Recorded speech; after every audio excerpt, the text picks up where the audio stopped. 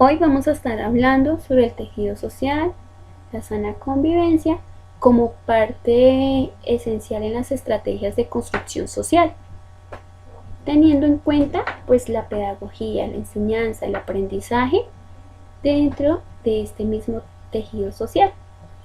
Entonces, lo primero que quiero que tengamos en cuenta es que dentro de la gama o variedad de estrategias que permiten encontrar salidas no violentas al conflicto, la pedagogía puede aportar importantes elementos para los aprendizajes sociales básicos de los individuos. ¿Qué quiere decir esto? Pues que los aprendizajes que se deben dar estarán relacionados con la búsqueda del desarrollo de la autonomía moral. ¿Qué quiere decir esto? Pues es decir, que la persona se haga cargo de emitir juicios de valor sobre algún acontecimiento, pero teniendo en cuenta siempre la reflexión, también la argumentación y la razón. Por eso lo importante será enseñar a las personas a pensar moralmente y a pasar de una moral heterónoma, que eso ya lo habíamos hablado nosotros, o sea, externa, a una autónoma, o sea, interior. Se deben crear pues las estrategias pedagógicas que le permitan al individuo la construcción de su propia moralidad. Desde este punto, entonces, vamos a entender primero que se necesita una reconstrucción y fortalecimiento del tejido social. ¿Quiénes hacen parte de ese tejido? Todos nosotros, así como no sé si en algún momento ustedes han visto algún tipo de tejido literalmente, ¿sí? De una carpeta, ¿sí? O de un bolso, bueno, de diferentes elementos donde se puede ver tejidos de lana. Ustedes van a encontrar que están unidos entre sí y que esa unión pues difícil va a ser que para poder rasgar, para poder romper ese tejido. Así, si hablamos o lo ponemos o lo plasmamos como un ejemplo de nuestra sociedad, vamos a encontrar que nuestra sociedad también está unida entre sí por diferentes elementos. Entonces aquí hablamos de una reconstrucción. ¿De una reconstrucción de qué? Del tejido social. Entonces aquí vemos, todos somos parte del tejido social, como el entramado de relaciones y normas que definen nuestro entorno y base de la convivencia social. Vivimos actualmente graves procesos de exclusión, fragmentación, desintegración, polarización y violencia en la sociedad que debilitan el tejido social. Necesitamos identificar los factores que causan estos desgarramientos para asumirlos y trabajar sobre ellos. Entonces, si todos nosotros hacemos parte del tejido social, debemos primero reconocer qué puede desgarrar o cuáles son los factores que no permiten que haya un fortalecimiento, que haya una unión entre nosotros. Entonces ahí vemos en la imagen de la izquierda, ¿sí?, donde hay grupos alzados en armas que van a generar lógicamente algún tipo de fragmentación en la familia, desintegración y lógicamente pues partiendo de la violencia. Entonces este es un ejemplo donde se necesitaría reconstruir el tejido social. ¿Por causa de qué? De la violencia. Ya podríamos entonces hablar aquí sobre tejido social. Entonces son sectores que se interrelacionan en un mismo espacio social. Es todo lo que nos une. Es que todo lo que nos une. Eso es que tejido social. Entonces su fortaleza es condición necesaria para construir un ambiente propicio para la creación de metas comunes y beneficiosas para las grandes mayorías nacionales. Su debilitamiento conduce a un desequilibrio entre diferentes actores de la sociedad y posibles abusos ilegales o ilegítimos. Hace a la sociedad más débil. Entonces, cuando nosotros hablamos de un tejido social, debemos entender que si alguna parte de la sociedad falla, entonces todos los demás se van a ver afectados, todos los miembros se van a ver afectados, todos los que hagan parte de esa sociedad. Y por eso nosotros hablamos de lo importante, un ejemplo, de elegir bien a nuestros gobernantes, porque ellos hacen parte del tejido social y si ellos van por una dirección diferente, entonces va a haber un desgarramiento, no va a haber realmente unas bases que nos permitan a nosotros seguir creciendo como sociedad, como ciudadanos. Entonces es aquí cuando hay que mirar cómo está nuestro tejido social colombiano, cómo está nuestra sociedad y qué cosas está causando que haya menos participación de los ciudadanos, qué es lo que está en un momento afectando a nuestras familias colombianas, qué cosas está afectando a nuestro país a nivel general, que puede estar afectando esa unión como ciudadanos. Aquí entonces hay una imagen, ¿sí?, donde hay un grupo de personas que están hablando, ¿sí?, por medio de otra. Ese es el líder. Entonces, cuando hablamos nosotros de este momento de un tejido social, siempre debemos identificar que hay personas que nos pueden representar como parte de ese tejido social, porque no todos podemos estar hablando al mismo tiempo. Aunque tenemos las mismas necesidades, no podemos estar nosotros hablando al mismo tiempo, entonces es ahí cuando elegimos a un líder. Y ese líder va a ser la voz de nosotros. Ese es el mejor ejemplo que podemos tener nosotros ahí en esa imagen. Entonces, dentro de un tejido social necesitamos de líderes, pero ese líder que es escogido debe cumplir con unos requisitos y no debe olvidarse de que representa al pueblo, de que representa a los necesitados, a una población vulnerable, de que representa no necesariamente una población vulnerable, sino a todos aquellos que hacen parte de una sociedad, en este caso de Colombia, como ciudadanos. Entonces aquí, líder, como cualquier persona que se dedica a la defensa, promoción, respeto y protección de los derechos humanos en el ámbito nacional e internacional, que además trabaja por la eliminación efectiva de las violaciones a los derechos humanos en el plano nacional y o regional.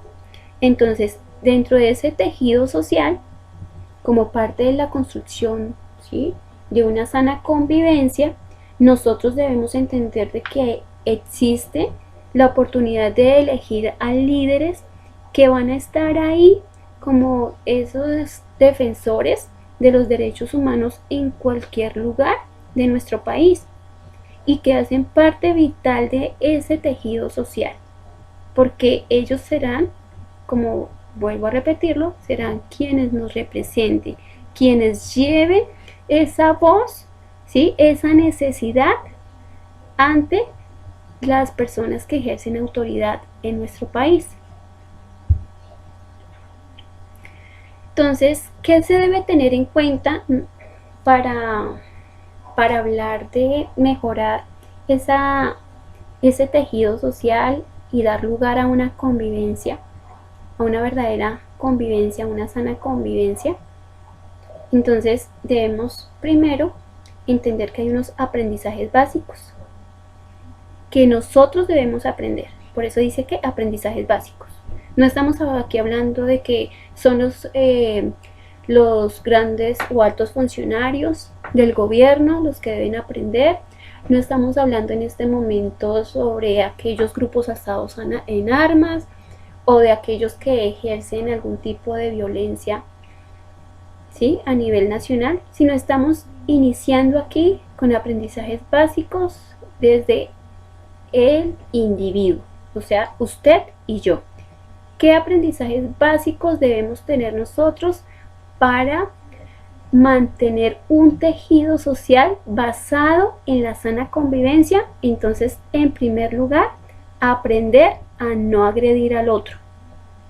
Aprender a comunicarse, aprender a interactuar.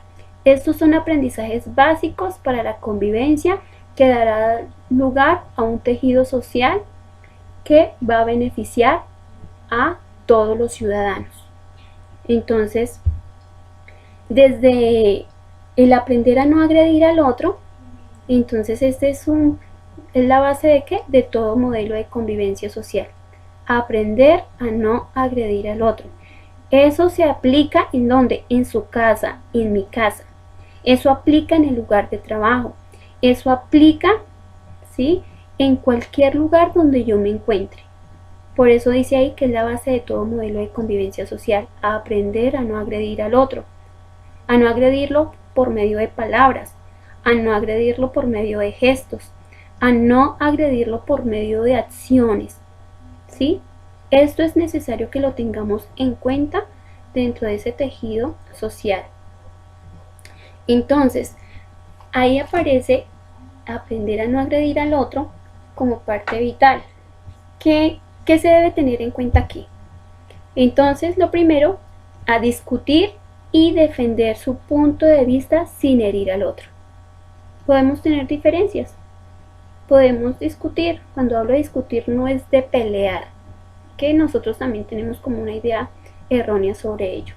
Puedo discutir y defender el punto de vista que yo puedo tener, pero sin herir a quién, al otro. No siempre vamos a estar de acuerdo, pero podemos dar nuestro punto de vista. Y eso sucede en casa, eso sucede en las familias, eso sucede en el trabajo, eso sucede como ciudadanos. Pero debemos tener en cuenta que podemos discutir, defender nuestro punto de vista sin herir a quién, al otro. También se debe ser fuerte sin perder la ternura y la compasión por el otro. O sea, yo puedo ver que hay una necesidad, pero yo no puedo aprovecharme de esa necesidad. Entonces debo aprender a tener compasión por el otro, y eso hace parte de no agredir, Cuando yo tengo compasión, cuando reconozco que de una u otra manera la otra persona, ¿sí?, necesita de mi ayuda y no de que yo me aproveche de ella, entonces ahí voy a ser parte de este tipo de modelo. También vamos a entender dentro de este aspecto es que es necesario reconocer que los demás son diferentes. Ahí en la imagen vemos diferentes colores, ¿sí?, aunque tiene la misma forma, una mano empuñada, pero hay diferentes colores.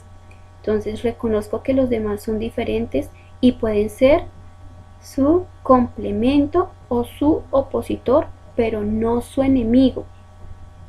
Entonces no debo ver al otro como enemigo cuando no piensa igual que yo, cuando no cree lo mismo que yo, cuando la otra persona no tiene las mismas comodidades que yo tengo, o al contrario, que las otras personas tienen las comodidades que yo quisiera tener. No debo entonces de ninguna manera pensar que son mis enemigos. Simplemente hay diferencias, pero que en un momento esas diferencias nos pueden complementar, o pueden ser opositores, pero que no enemigos. Entonces, desde este punto de vista, aprendemos a no agredir al otro. También, entonces, desde aprender a comunicarse. Esta es la base de la autoafirmación personal y grupal. Aprender a comunicarse. Si nosotros aprendemos a comunicarnos, quiere decir que nosotros mismos también tenemos una relación interior, ¿sí?, que nos ha permitido a nosotros reconocernos a nosotros mismos, darnos el valor que nosotros tenemos, pero también que sabemos cuál es el valor que tienen las personas que nos rodean. Y si yo entiendo lo importante que es la otra persona, también voy a aprender a comunicarme. Pero si yo no le doy valor a los demás, quiere decir que yo tampoco he aprendido a valorarme. Si yo no he aprendido a comunicarme, quiere decir que hay algo dentro de mí que también no está funcionando bien y debo comenzar a analizarlo. Entonces, desde aprender a comunicarse, ahí encontramos primero que debemos tener en cuenta qué cosas. Exprese sus puntos de vista, pero escuche el de otros. Así se da el reconocimiento mutuo, el de las ideas. Por eso está la primera imagen. ¿Sí? Aprender a comunicarse. ¿Exprese qué? Sus puntos de vista. Puede expresarlos, pero debe aprender a qué? A escuchar al otro. Y asimismo, si yo escucho, debo hacerlo, pero debo entender que los demás también pueden dar sus puntos de vista. ¿Listo? Eso se llama reconocimiento mutuo. También en el siguiente, entonces vamos a ver lo importante que es el diálogo, ¿sí? Que es el medio básico de reconocimiento como tal. En este caso, la conversación. Y aquí ya vamos a encontrar entonces, como parte de aprender a comunicarnos, que nosotros hacemos parte de una sociedad.